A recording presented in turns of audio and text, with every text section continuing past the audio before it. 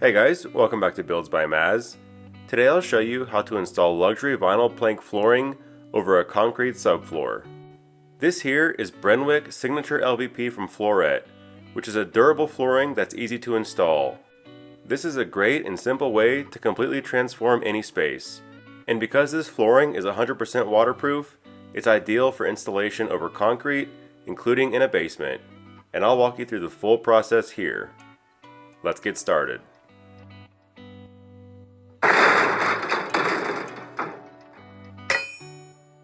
The first step is to prep the subfloor, which begins with a thorough cleaning. I'm using this floor scraper to get rid of some dried on joint compound or anything else that's stuck to the concrete. I gave the whole floor a good sweep to get rid of any larger debris, and then followed it up with my shop vac to get rid of any dust or smaller particles. It's really important that your floor is as clean as possible. Next, if your concrete has large expansion joints like mine does, you'll want to get those filled in. A good rule of thumb is to look for anything over 1/4 of an inch wide, and these are over 1/2 an inch wide. What you don't want to happen is to have the edge of one of your planks end up right over one of these joints, and then as you're walking on it, it can cause this board to flex, which may eventually lead to a connection failure. So I'm going to use some of this self-leveling sealant, and I'll have links to everything you need down below in the video description. But this is easy to apply. It comes in a tube and you just squeeze it out in your joint, and it'll level itself out after a couple of minutes. Just be sure not to apply too much so it doesn't spill out of the joint.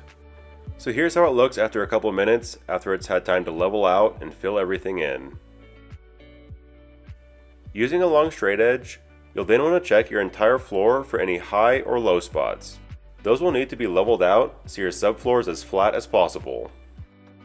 My floor was flat, but there is this drain access pipe which sticks up slightly above the flooring. So what I'll have to do is taper this out over a couple of feet.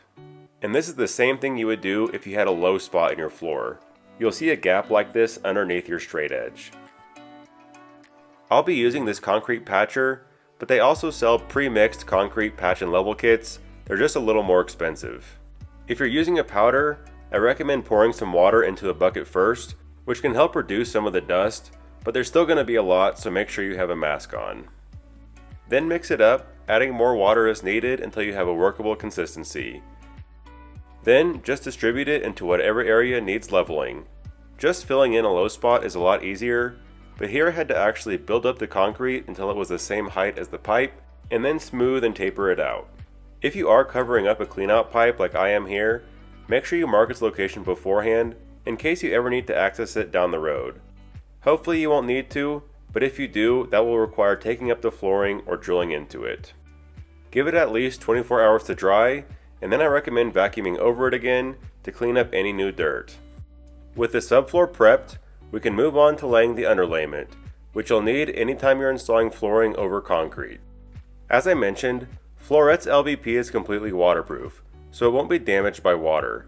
But if you have moisture coming up through your concrete and you lay your flooring directly on top of it, then it can trap moisture underneath it, and that can lead to mold or other kinds of problems.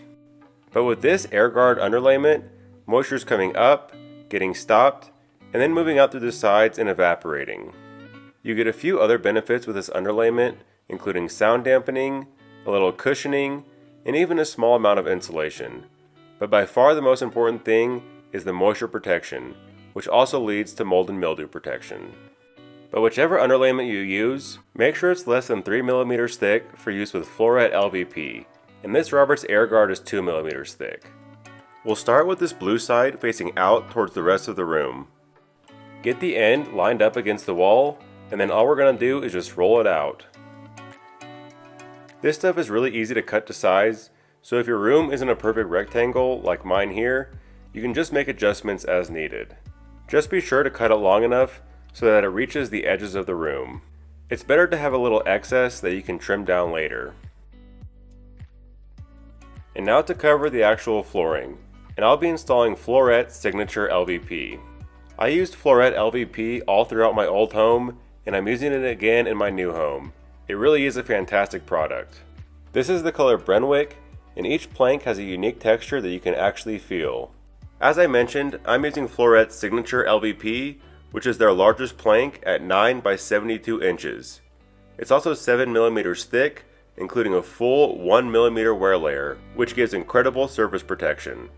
On the back, you have a 1.5 millimeter pre-attached underlayment to give additional cushioning. Then you have the Craftsman model, which has all the same specs as Signature except it's thinner at 3.4 inches wide. Lastly, we have Base, which is smaller at 6 by 48 inches, and it's also thinner at 5 millimeters thick with a 0.5 millimeter wear layer, which is still more than the industry standard, making this a fantastic budget option. The wear layer is one of the most important parts of LVP because it protects it from scratches, stains, and dents. As a test, I poured some of this walnut wood finishing oil onto the surface of this LVP and let it sit for a couple of minutes. This stuff is made specifically to absorb into and stain wood, but after removing the excess, I was able to wipe this LVP clean and there was no trace of it left behind. This is just one example showing why a thick wear layer is really important. Flooret is an online-only company, but you can get a sample of any color so you can see how it looks in your own home.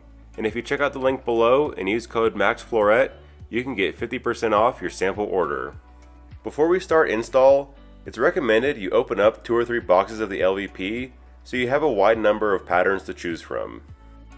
Then measure the full length of your room perpendicular to the direction that you'll be laying the planks. We need to determine if the first row needs to be trimmed down. So taking my full room width of 148.5 inches, I'm going to subtract 1/2 inch to account for the 1/4 inch spacer going on either end. I'll then divide by the width of each plank, which for the Signature LVP is 9 inches, and that gives me how many rows will fit in the room. You're looking at the numbers after the decimal. So here my last row will be 44% of a full plank's width. Ideally you want it to be 50% or more, but this was close enough for me and I chose to not trim the first row, and I'll show a visual of this later on. You'll also need a basic flooring kit which has these 4 elements: a mallet, tapping block, pull bar, and spacers. So now it's time for install, and it's best if you can start in the top left corner of the room, and you want this gray tongue piece facing out towards the room. But you can't just jam this up all the way against the wall, because this flooring expands and contracts with temperature and seasonal changes, so we need to leave a little gap all around the edges to allow for that expansion. So to maintain a consistent gap, we'll use 1/4 inch spacers. Use 1 spacer on the short edge and 2 spacers on the long edge of this first plank, and then we could push it snugly into the corner. This first row is a short wall for me, so I actually can't even fit a full second plank. When trimming the end of a row, you can't just cut off the excess right here, because we need to use this tongue and groove system to connect these 2 pieces together. So what you'll do is flip the board around so we can trim the excess from the opposite end. And make sure to use a spacer along the far right hand side when pushing this back into place. One of the best parts about installing LVP is you can cut it with just a sharp razor blade. Line up a speed square with the end of the previous plank, and you're lining it up with the end of the top layer, not this gray portion, but right here. Hold the speed square steady and give it 3 or 4 solid cuts with your razor blade. Then you should be able to easily snap the LVP and it'll break along your cut line. Occasionally the underlayment won't come apart, but you can give it another swipe with your razor blade. Flip the board back around and it should now be the correct length with room for a 1/4 inch gap on the right hand side. When installing planks on the first row, insert the short edge at an angle until it fits into the groove and then lay it flat. Don't forget to add 2 spacers on the long edge and 1 on the right short edge. When doing the second row, you can start with that piece you just cut off so you're not wasting any material. For all the rows after the first one, you install the planks by attaching the long edge using the tongue and groove system. Be sure to still use a spacer along the left side. Now we'll use the tapping block, and that fits right over the edge of the board. This way, when you're hammering the boards together, the force is going through the middle of the plank, and not this edge piece here, which is much more fragile. With the block in place, give it a few good taps with your mallet, and that will ensure you have a good connection between rows. Then move to the piece next to it using a full-size plank. Use your tapping block and hammer along the full edge of this piece. Now we've got to close this little gap here. So we need to create a bridge, and I like to use sample pieces, but any small spare piece will do. Temporarily install it like this, covering the gap, and that will make sure they remain on the same plane. Then just hammer from the right edge until the pieces are fully connected. Note that this right here isn't fully closed, so you want to hammer a little more until it looks like this. One note about joints. Be sure to stagger them at least 8 inches apart on adjoining rows. This one here is 10 inches, and I really wouldn't go much closer than that. Once again, at the end of this row, we'll flip the board around, score it with a utility blade, and then snap it to the correct length. Then flip it back over, and first attach the long edge in place. But now to close the short gap, I can't hammer from the other end because there's no space for the tapping block. Set the bridge piece in place, and this is where the pull bar will come into play. You'll use this anytime you're trying to hammer a board that's up against a wall. The wide end goes on the edge of the plank, and then hammer in the other direction to close the gap. Moving on to the third row, this is the piece I just cut off, but if I use this to start the next row, the joints will be too close together, and I'll start to get a stair-step pattern. So instead I'm going to use a different piece. Here's a full-size plank, but I also don't want the end of this piece to line up with the joint from the first row. The whole goal with LVP flooring is to randomize your joints. So I'll shorten this so it ends up somewhere in the middle here. Remember that whatever you cut off needs to come from the side of the board that's against the wall. To make things easy, I'm going to flip this around just like we do on the end boards, and now I can put my joint exactly where I want it. This way I know how long the plank is going to be, but we're not cutting off the tongue and groove system. Flip the board back around, and then it can be installed normally. As you're installing the LVP, if you come across any tears in your underlayment, be sure to patch that up with some seam tape.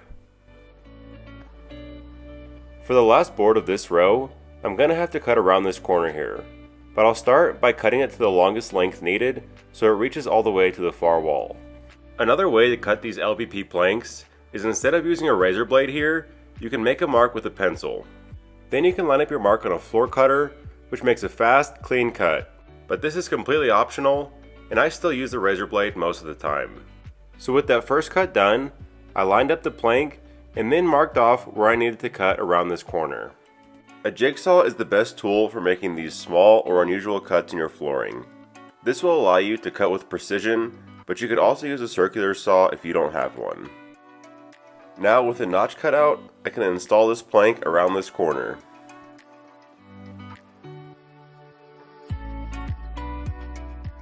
For most rows, where you don't need to make any unusual cuts, installation is really fast. Especially with the large size of these signature planks, it only takes a few pieces to fill a row. Now that I'm close to the end of the underlayment, I need to roll out some more. Cut it to size, and then we need to attach these two pieces of underlayment. There's a flap underneath the end of the first section we rolled out, and below it is a pre-attached adhesive strip. Peel it off, and then press this flap down firmly to seal it against the new section. I've found that the easiest way to do this is to pull out the entire flap, and then remove the adhesive with one hand while pressing down with the other hand, working your way all the way along the room. And don't forget to trim off any excess on the edges. Another tip, if you have to go around corners or cut an unusual shape in the underlayment, be sure to just seal it off with some standard seam tape. I also wanted to cover these end pieces one more time now that I have space to put the camera in a better spot. Start by flipping the board around so the gray tongue faces away from you. Then place a spacer against the wall to account for the 1/4 inch gap we need to leave at the end. Line up your speed square with the previous piece and score it a few times with a razor blade. Then snap it, flip the board back over, and you can fit it into place. Secure the long edge first, then add your bridge and use your pull bar to hammer the short edge. Finally, add your spacer on the end to prevent the board from moving as you continue installing. One last tip is to make sure you don't use boards that have similar patterns too close to each other. So every once in a while, just take a step back, look at the previous rows, and then decide which patterns to use for the next row. When you get to the other end of the room, you may not be able to fit a full-size piece. Measure the width available and subtract a 1/4 inch to allow for the expansion gap. For these long rip cuts along the length of the board, a table saw is going to be your best option. Once you get it set in place, you'll use the pull bar to tap along both the long and short edges. If you don't have any space for a bridge piece, you can use your foot to try and keep the end of the board flat against the piece next to it. You also may need to add a transition strip if you're installing the LVP up against a different type of flooring, which in my case is carpet. I measured the length of the opening, and if your flooring is the same thickness as the LVP, you'll want to use T-molding. This comes in 2 pieces. There's a little strip that you attach to the subfloor, and then you connect the transition piece on top of it. I marked off the correct length, and then trimmed down both pieces using my floor cutter, but you can also use a saw. I also used some 60 or 80 grit sandpaper to rough up the back of this track strip to help with the glue adhesion. We'll then secure the strip to the subfloor using some construction adhesive. I actually normally prefer Loctite PL Premium, but I had this open from another project and it still worked fine. Once you have a solid bead laid along the concrete, firmly press the track strip into position. You'll also want to weigh it down as best you can until it's fully cured, which normally takes about 24 hours. The next day you can remove your weights and double check that it's securely fastened. Now when I finish this last row, I need to leave a 1/4 inch gap before the track strip. And if you're doing this around a doorway, you might need to cut your plank to a couple of different widths. I first cut a piece to the wider length, so it's going to fit properly from here and over to the left, but everywhere in front of the door needs to be shortened down. I marked the edge here, and then just made a little notch with my jigsaw. Then I ran the plank through my table saw, stopping as soon as I got to the notch. And that left me with this perfect cutout. Now it fit really nicely. And here's the final piece of the room going into place. So here's how that last row looks. And remember, this was 44% of a full plank. I'm fine with that, but if you wanted it to be wider, then what you would do is cut off a couple inches off the first row before installing them. The last step is to install the T-molding, and all you have to do is line it up with the track and snap it into place until it's held down firmly. Now we can remove all the spacers, and sometimes they get stuck in there, but you can get it out with some pliers. To cover the expansion gap and fully finish the look of the flooring, you'll want to install baseboards all around the perimeter. I have another video on my channel which covers this process in more detail, but it's pretty straightforward. I like to paint my baseboards beforehand, and then cut them to size and nail them into the studs in the wall.